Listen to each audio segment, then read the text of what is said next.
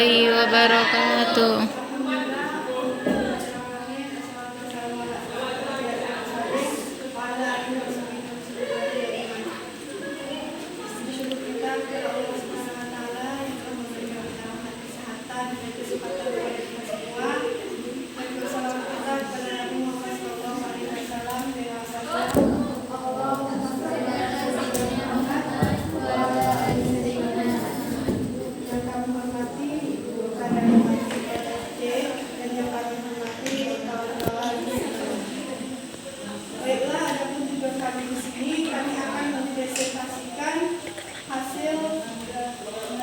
Materi kami yaitu keberhasilan belajar mengajar. Untuk yang pertama akan dipresentasikan oleh saya sendiri. Bab pertama pendahuluan latar belakang. Kunci pembangunan masa mendatang adalah pendidikan. Sebab dengan pendidikan diharapkan setiap individu dapat meningkatkan kualitas keberadaannya sehingga mampu berpartisipasi dalam gerak maju sebuah pembangunan. Proses belajar mengajar merupakan inti dari sebuah proses pendidikan yang komprehensif ditunjang dengan guru sebagai pemegang peran utama. Adapun rumusan masalahnya, yang pertama yaitu apa yang dimaksud dengan keberhasilan, yang kedua apa saja indikator menentukan keberhasilan, yang ketiga bagaimana penilaian keberhasilan itu dilakukan, yang keempat apa saja tingkat keberhasilan yang harus dicapai, yang kelima bagaimana merencanakan program perbaikan yang baik, yang keenam apa saja faktor yang mempengaruhi keberhasilan. Dan adapun tujuannya, yang pertama mengetahui definisi keberhasilan, yang kedua mengetahui indikator keberhasilan, yang ketiga memahami penilaian keberhasilan, yang keempat mengetahui tingkat keberhasilan, yang kelima memahami program perbaikan, dan yang keenam mengetahui faktor-faktor yang mempengaruhi keberhasilan. Masuk yang pertama yaitu pengertian keberhasilan. Keberhasilan adalah kemampuan untuk melewati dan mengatasi dari satu kegagalan ke kegagalan berikutnya tanpa kehilangan semangat.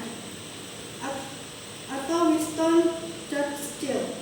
Keberhasilan secara etimologi yaitu berasal dari kata hasil, artinya sesuatu yang diadakan atau dibuat, dijadikan dan sebagainya oleh usaha.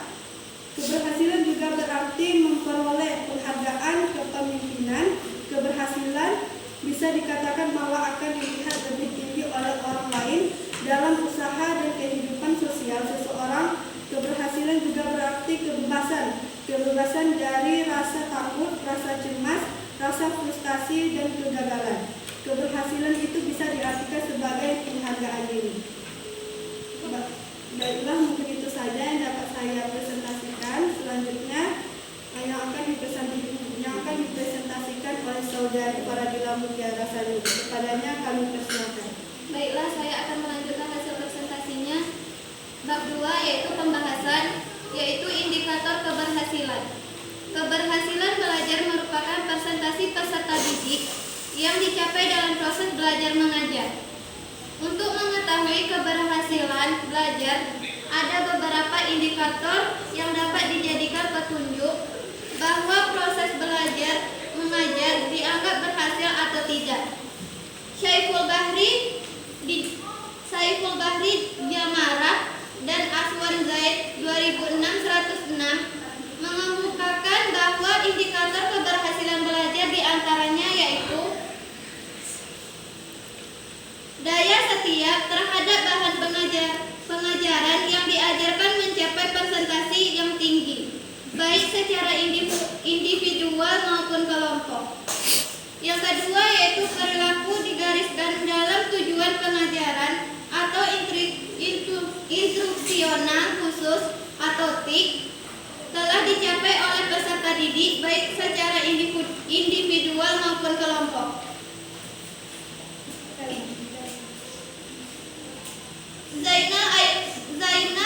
Zainal Arifin 2009-298 menyatakan bahwa indikator keberhasilan belajar dapat dilihat dari berbagai jenis perbuatan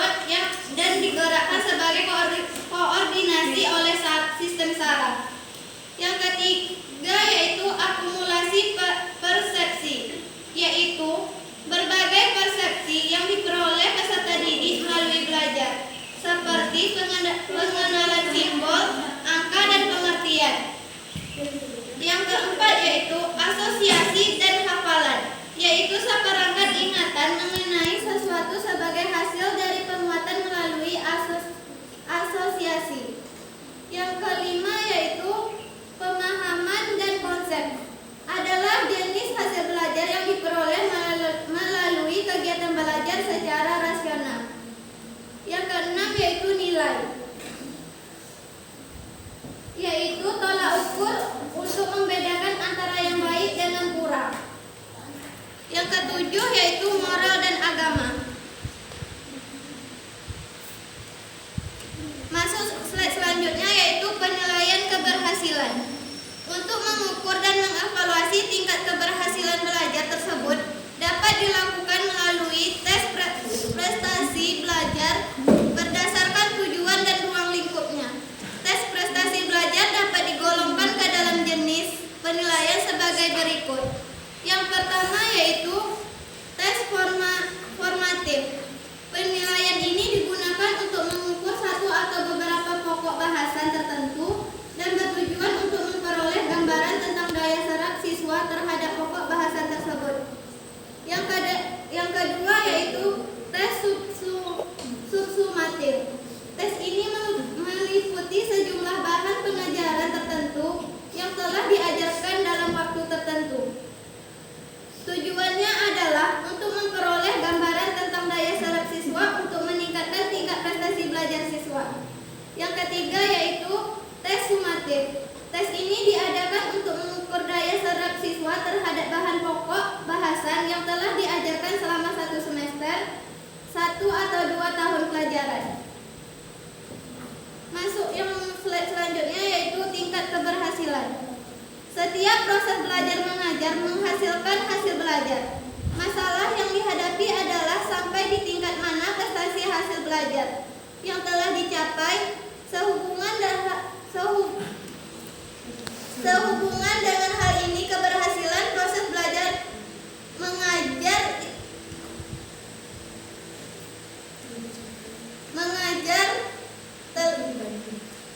itu dibagi atas beberapa tingkat atau taraf. Tingkat keberhasilan tersebut adalah sebagai berikut. Yang pertama yaitu istimewa atau maksimal. Apabila seluruh bahan pelajaran yang diajarkan itu dapat dikuasai oleh siswa. Yang kedua yaitu baik sekali atau optimal. Apabila sebagian besar 76% sampai dengan 99% bahan pelajaran yang diajarkan dapat dikuasai oleh siswa. Yang ketiga, baik atau minimal. Apabila bahan pelajaran yang diajarkan hanya 60% sampai dengan 75% saja dikuasai oleh siswa. Yang keempat yaitu kurang. Apabila bahan pelajaran yang diajarkan kurang dari 60% yang dikuasai oleh siswa.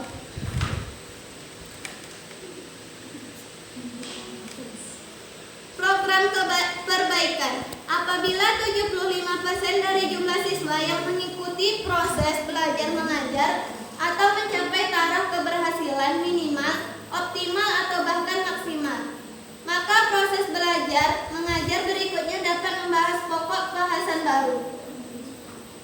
Yang kedua, pembahasan 75% atau lebih dari jumlah siswa yang mengikuti proses belajar mengajar mencapai taraf keberhasilan kurang di bawah taraf minimal, maka proses belajar mengajar berikutnya hendaknya bersifat perbaikan atau remedial. Selanjutnya saya serahkan kepada moderator. Terima kasih kepada saudari Faradula Mutiara Sani. Untuk selanjutnya akan dipresentasikan oleh saudari Fadila. Kepadanya kami persilakan. Terima kasih saya ucapkan kepada moderator. Baiklah, saya akan melanjutkan materi yaitu faktor-faktor yang mempengaruhi keberhasilan. Di mana faktor yang pertama yaitu tujuan. Tujuan di sini adalah pedoman sekaligus sebagai sasaran yang akan dicapai dalam kegiatan belajar mengajar. Kemudian yang kedua yaitu guru. Pandangan guru terhadap anak didik akan mempengaruhi kegiatan mengajar guru di kelas. Guru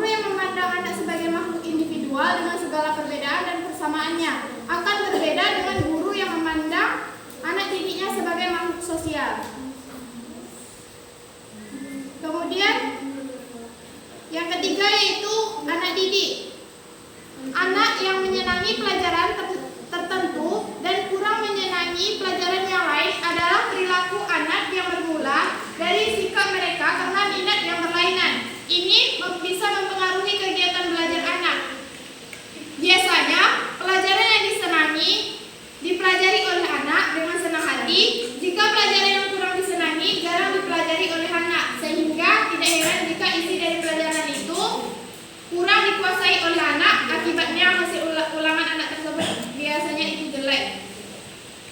Selanjutnya yang ketiga yaitu kegiatan pengajaran.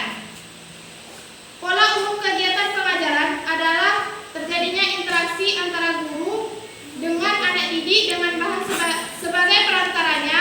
Guru yang mengajar, anak didik yang belajar, maka guru adalah orang yang menciptakan lingkungan belajar yang bagi kepentingan belajar anak didik, di mana anak didik adalah orang yang digiring ke dalam lingkungan belajar yang telah diciptakan oleh guru.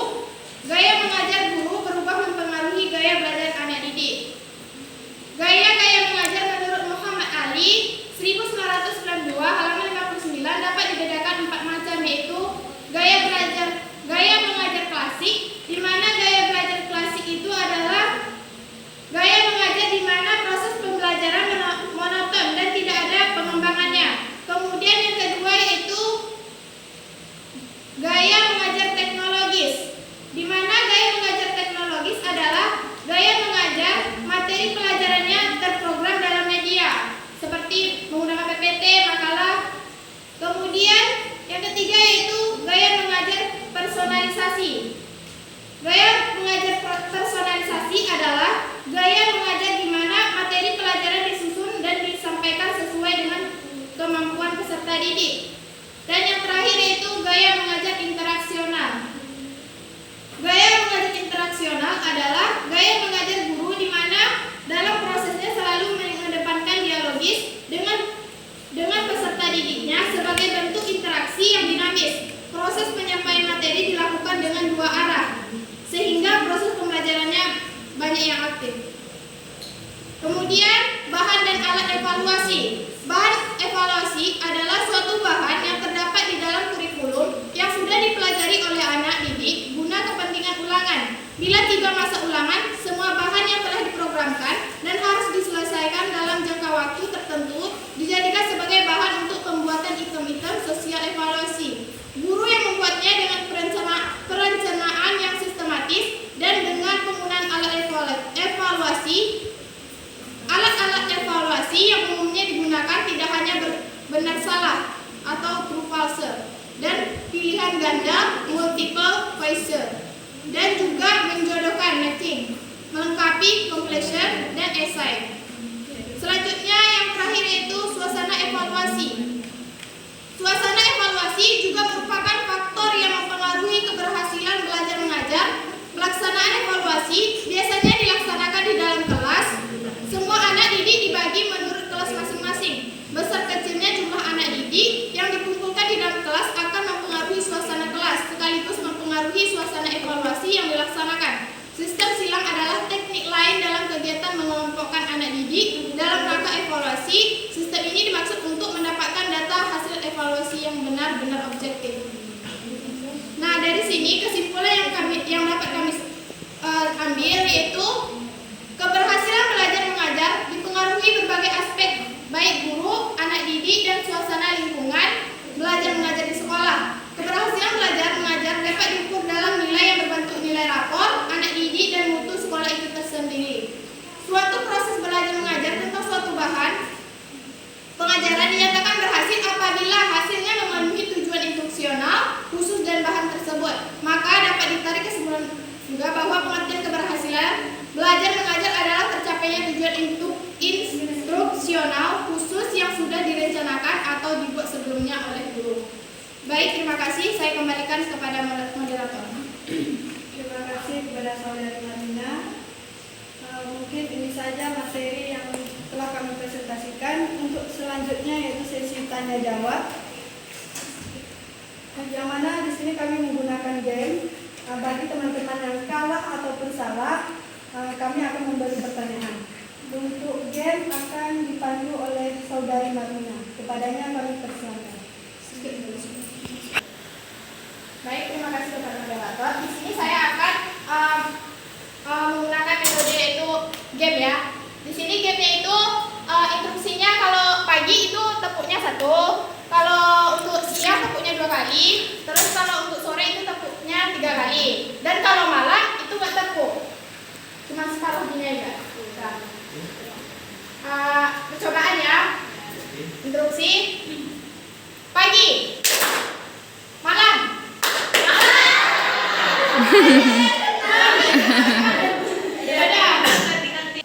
Udah. Mulai nih. 1, 2, 3. Langsung mulai ya. Iya. Pagi. Sore. Nggak kelihatan tepuknya berapa kali. Pagi malam. Siapa yang bilang? Ada yang tepuk. Kayaknya ada tuh. Terlambat. Langsung ya. Ngaku jujur kalian ya. Sore. Malam. Ya. Langsung cepat ya. Oke. Pagi. Siang. Malam. Belum itu belum. Sekali lagi. Siang. Mina kebanyakan nggak sih tepuknya? Mina kebanyakan nggak sih tepuknya? Mina. Iya, udah, Mina. Pertanyaannya langsung sekarang Lanjut ya. aja dulu. Ngambil 3-3 aja. Enggak, Ya, Nina jawab nanti langsung. enggak gini aja. Sambil Jadi pertanyaannya Jawabannya nanti. Iya, terus Pertanyaan sekarang.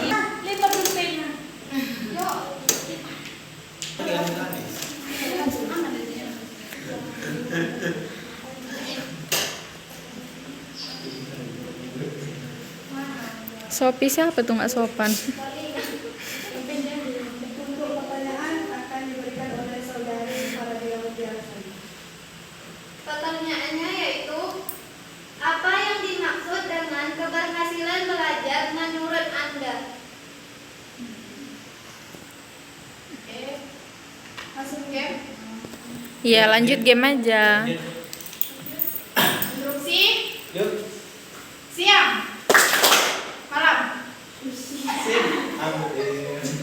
Sore. Malam. Pagi. Siang. Sore. Pagi. Siang. Sore. Malam. Orangnya memang itu. Nggak kelihatan tepuknya berapa kali. Oh. Skip dulu nih. Pagi. Siang. Pagi. Malam. Pagi. Malam. Pagi. Sore. Siang. 3 juga ya. 2. Mina kena lagi nggak sih? Siang dia nggak tepuk. Oke, instruksinya lebih cepat ya. Pagi. Siang. Sore. Pagi.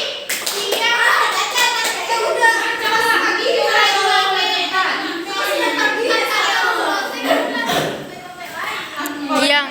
Yang ngawas diliatin lah. Aku udah bilang tadi. Jadi kan tadi instruksinya apa kan? Kalau tepuknya itu kalau kesempatan nggak dengar kan? Jadi saya ubah tepuknya itu serentak. Kalau saya nggak serentak itu kena ya. Oke? Tergantung yang nyobiknya. Oke, saya pelan-pelan. Oke, sip.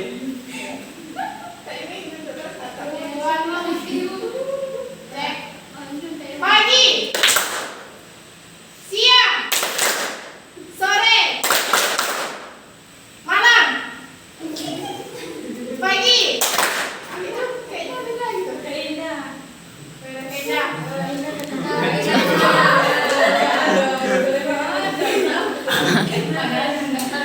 Kena. Kalau beda kan.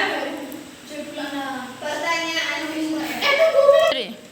Pertanyaan untuk Haida, jenis tingkah laku menurut Zainal Arifin 2009 ada 7. Coba jelaskan 2 tingkah laku tersebut.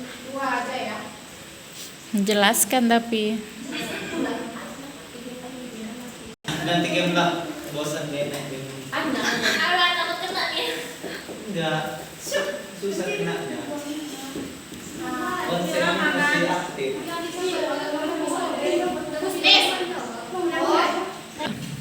sini karena saya sudah dapat 2 pertanyaan, selanjutnya saya menggunakan game ya. Gamenya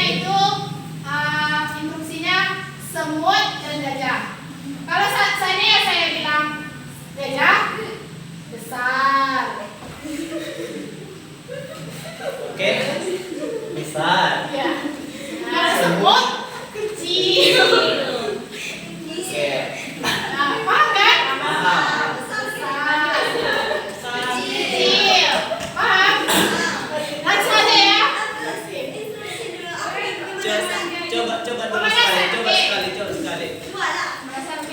Ya. Instruksi semut.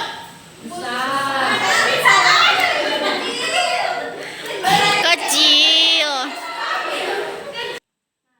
Pemanasan ya. Oke, sip. Gajah.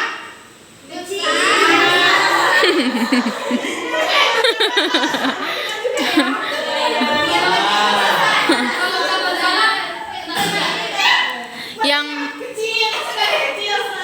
yang berlawanan itu badannya. Cuma seraganya aja yang beda kan. Kalau gajah besar.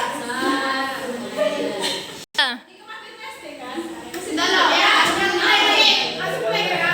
Fokus ke ini. Fokus ke ini. Siap? Oke, siap. Siap. Gajah besar.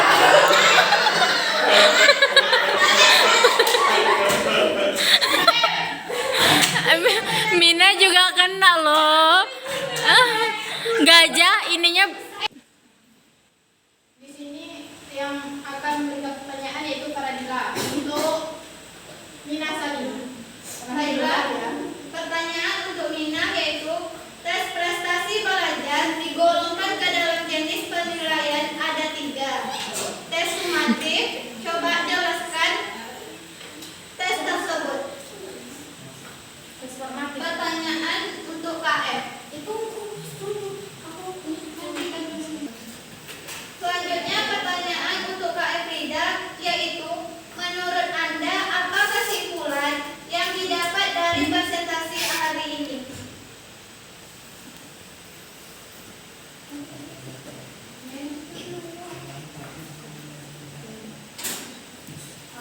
Oke, selanjutnya instruksinya ini pertanyaan terakhir ya. Fokus. 1, 2, 3. Semut. Kecil. Gajah.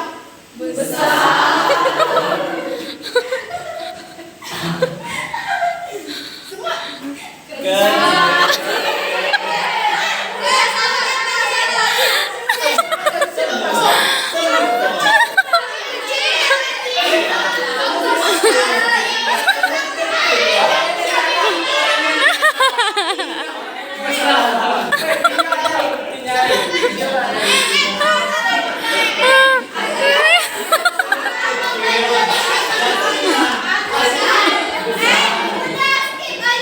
Iya, skip aja lah. Paham ya? Nah, di sini yang 3 orang ya, KF, Kak Indah, sama Mina nggak usah ikut lagi karena nanti orang ini juga yang kena kan. Oke, sip. Nah, langsung ya, instruksi. Yuk. Gajah. Besar.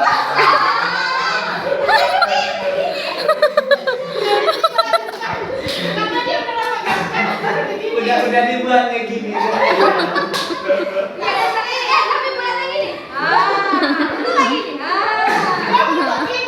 Iya, rasanya gini kan. Pertanyaan untuk Kak Reswi yaitu gaya-gaya mengajar menurut Muhammad Ali ada 4. Coba jelaskan 1. Karena di sini kami online kan menggunakan link model video ya. Jadi kami batasi untuk pertanyaannya cuma 5. Kemudian saya kembalikan kepada moderator. Terima kasih kepada kawan-kawan semuanya yang telah berpartisipasi untuk mengikuti game ini. Di sini kami akan memberikan waktu kepada teman-teman untuk menjawab pertanyaan dari kami.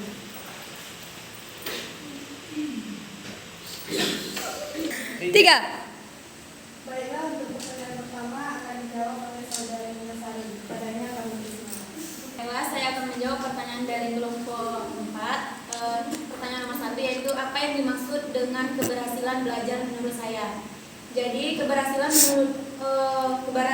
belajar menurut saya yaitu kemampuan untuk melewati atau mengatasi kegagalan dalam proses belajar.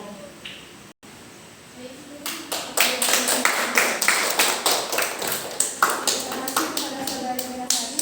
Untuk pertanyaan yang kedua akan dijawab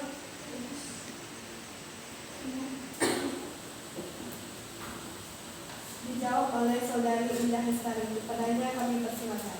Baik, terima kasih. Saya akan menjawab pertanyaan dari kelompok 4, yang mana pertanyaannya jenis tingkah laku menurut Zainal Arifin. Yang pertama yaitu ada kebiasaan, yaitu cara bertindak yang dimiliki peserta didik dan diperoleh melalui belajar. Yang kedua, keterampilan, yaitu perbuatan atau tingkah laku yang tampak sebagai akibat kegiatan otot dan digerakkan serta dikoordinasikan oleh sistem saraf. Jawaban benar kita beri aplaus untuk pertanyaan yang ketiga akan dijawab oleh saudari Vinasari. Kepadanya kami persilakan. Baik, saya akan menjawab pertanyaan dari kelompok 4. Pertanyaannya yaitu penilaian keberhasilan itu kan ada 3. Jadi tolong jelaskan yang tes subsumatif. Jadi jawaban saya yaitu tes subsumatif ini meliputi jumlah bahan pengajaran tertentu yang telah diajarkan dalam waktu tertentu. Jadi tujuannya yaitu untuk memperoleh gambaran tentang daya serap siswa untuk meningkatkan tingkat prestasi belajar siswa. Jawaban benar kita beri aplaus untuk dijawab oleh saudari Hidayani. Kepadanya kami persilakan.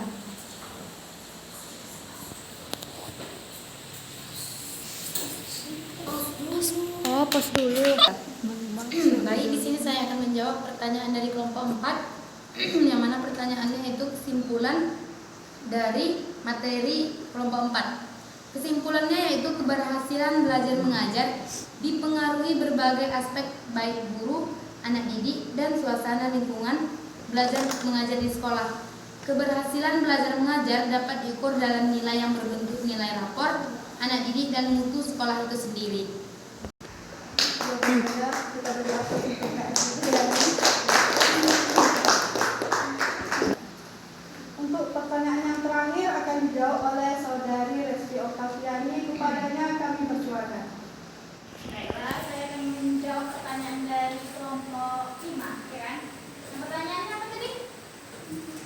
Gaya-gaya mengajar menurut Muhammad Ali ada 4. Coba sebutkan dan jelaskan 1. Yang pertama itu gaya mengajar klasik, yang kedua itu gaya mengajar teknologi, yang ketiga gaya mengajar personalisasi, yang keempat gaya mengajar interaksional. Gaya mengajar klasik ini seperti cara gaya mengajar yang menonton atau enggak berubah-ubah dari yang tadi. Jawaban benar kita beri aplaus.